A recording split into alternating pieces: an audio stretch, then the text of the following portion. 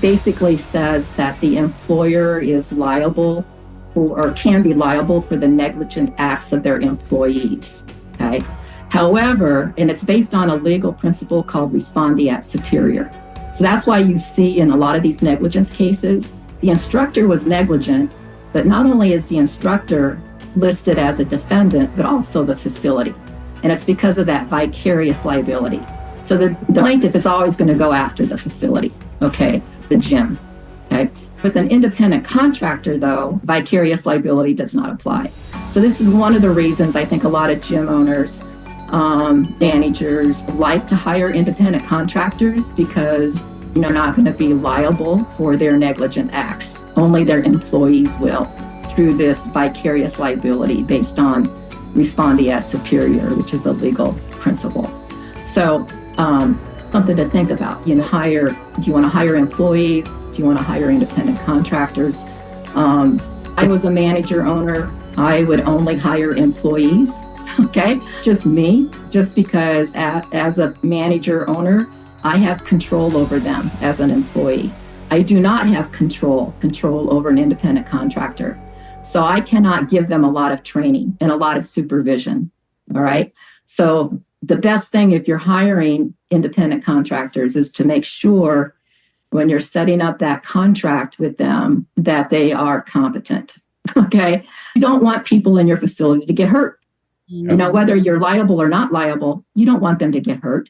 That's not good for your reputation, people that are getting hurt, even though you might not be liable. So something to kind of think about there. But in that particular case, the facility was not liable because the person was not really an employee. Would this facility be liable if the facility hired an independent contractor, but they didn't do their due diligence to make sure the independent contractor didn't have their own insurance? Like most independent contractors will have like $1 million policy.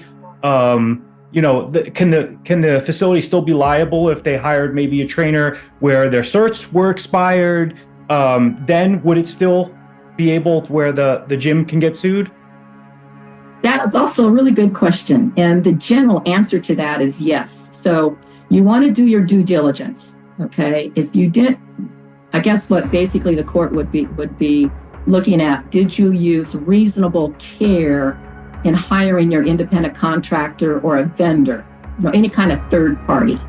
Did you use reasonable care in setting up that contract? And so that would be an issue. And if they can show that you did not use your due diligence or reasonable care, then maybe, they could be liable for that. And that all comes under tort law. And so there's, something to think about there as well when you're hiring independent contractors or vendors.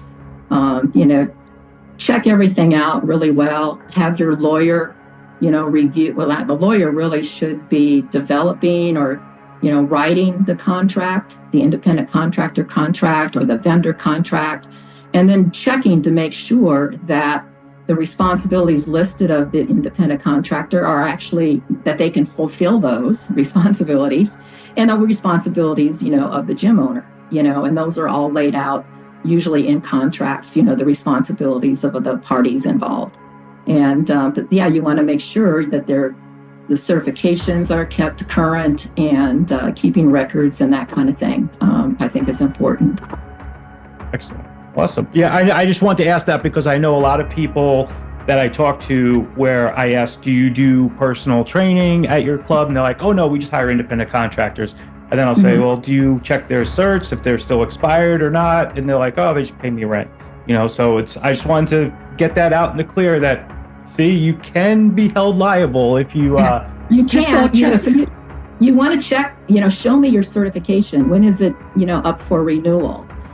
Show me your liability insurance policy. When is it up for renewal? And so you're going to always want to make sure that you know what all of those, things are, and then always checking to make sure they're keeping things current.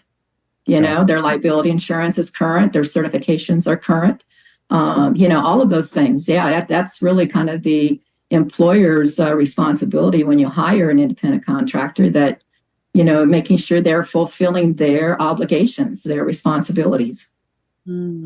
Yeah, everything should be. So even still, regardless, even if in a case you're saying that they had an independent contractor, but the owner didn't do their due diligence, they didn't have a file for all of their independent contractors, proper certifications, proper insurance, they're liable at that time. That's really what it boils down It can to. be.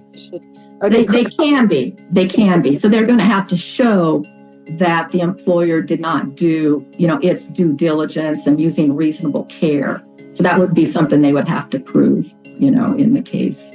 So again, it's always best for them to, have a really competent lawyer, put these kind of agreements and contracts together, and then the lawyer can go over, with the employer, the gym owner, these are your responsibilities, when you hire an independent contractor, to double check on their insurance and all of that kind of stuff. So, yeah, absolutely. Because I think most gyms, like, I think we used to ask for at least 2 certifications, but I know there are some gyms out there where a member all of a sudden got the hobby of working out and they really like it. It's their love and passion. And then the first easy cert they get, a certification, and now they're training people, but they're training people the way that they train. And like I for one, like, was a fan of if somebody had NASM or one of those harder type of certs, because if you have Sally that's up there in age and has arthritis, I don't want John to put her on the squat rack because that's all how he works out.